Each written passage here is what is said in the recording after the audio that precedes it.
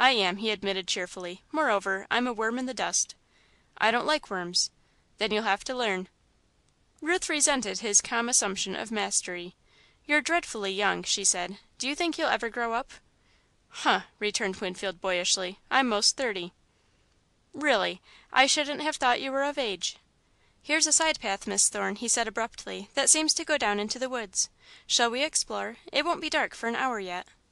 They descended with some difficulty, since the way was not clear, and came into the woods at a point not far from the log across the path. "We mustn't sit there any more," he observed, "or we'll fight.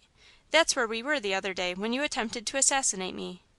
"I didn't!" exclaimed Ruth indignantly. "That rag does seem to be pretty dry," he said apparently to himself. "Perhaps, when we get to the sad sea, we can wet it and so ensure a comparative calm." She laughed, reluctantly. The path led around the hill and down from the highlands to a narrow ledge of beach that lay under the cliff. "Do you want to drown me?" she asked. "It looks very much as if you intended to, for this ledge is covered at high tide." "You wrong me, Miss Thorne. I have never drowned anything." His answer was lost upon her, for she stood on the beach, under the cliff, looking at the water.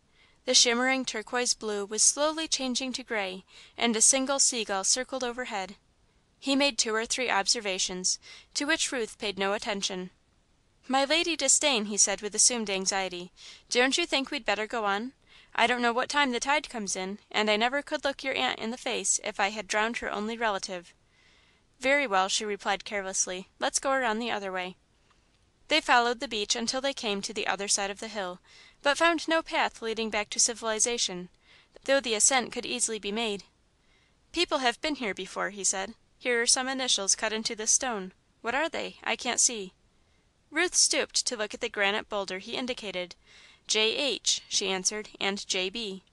"It's incomplete," he objected. "There should be a heart with an arrow run through it." "You can fix it to suit yourself," Ruth returned coolly. "I don't think anybody will mind." She did not hear his reply, for it suddenly dawned upon her that J.H. meant Jane Hathaway.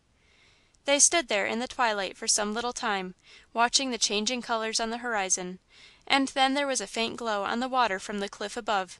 Ruth went out far enough to see that Hepsey had placed the lamp in the attic window. "It's time to go," she said, "inasmuch as we have to go back the way we came." They crossed to the other side and went back through the woods. It was dusk, and they walked rapidly until they came to the log across the path. "So your friend isn't crazy," he said tentatively, as he tried to assist her over it. "That depends," she replied, drawing away from him. "You're indefinite." "Forgot to wet the rag, didn't we?" he asked. "I will gladly assume the implication, however, if I may be your friend." "Kind, I'm sure," she answered, with distant politeness. The path widened, and he walked by her side. "Have you noticed, Miss Thorne, that we have trouble every time we approach that seemingly innocent barrier? I think it would be better to keep away from it, don't you?" "Perhaps." "What initials were those on the boulder? J.H. and J.B.?" "I thought so. J.B. must have had a lot of spare time at his disposal, for his initials are cut into the Widder Pendleton's gate post on the inner side and into an apple tree in the back yard." "How interesting. Did you know Joe and Hepsey were going out tonight?" "No, I didn't. They're not my intimate friends." "I don't see how Joe expects to marry on the income derived from the village chariot." "Have they got that far?" "I don't know," replied Winfield, with the air of one imparting a confidence. "You see, though I have been in this peaceful village for some little time, I have not yet arrived at the fine distinction between walking out, setting up, and stiddy company.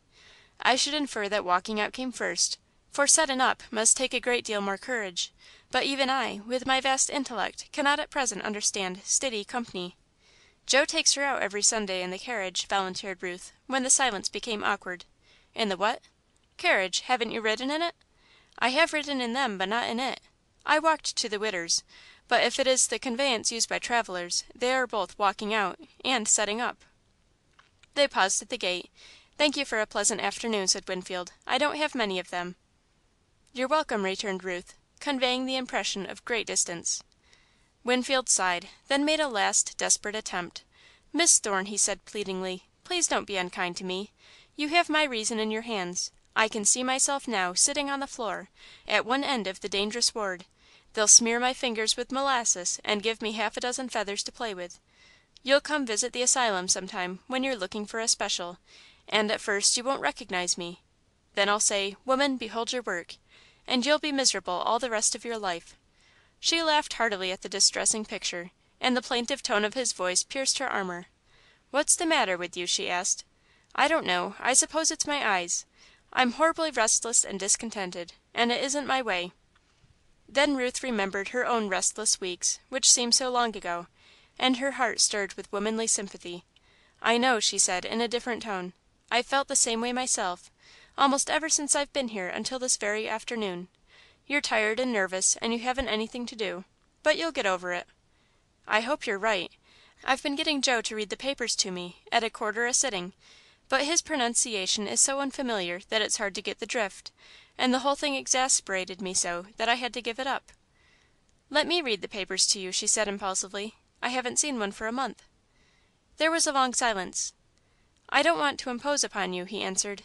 "No, you mustn't do it." Ruth saw a stubborn pride that shrank from the slightest dependence, a self reliance that would not falter, but would steadfastly hold aloof, and she knew that in one thing, at least, they were kindred. "Let me," she cried eagerly. "I'll give you my eyes for a little while." Winfield caught her hand and held it for a moment, fully understanding. Ruth's eyes looked up into his, deep, dark, dangerously appealing, and alight with generous desire. His fingers unclasped slowly. "Yes, I will," he said, strangely moved. "It's a beautiful gift, in more ways than one. You are very kind. Thank you. Good night." CHAPTER VII.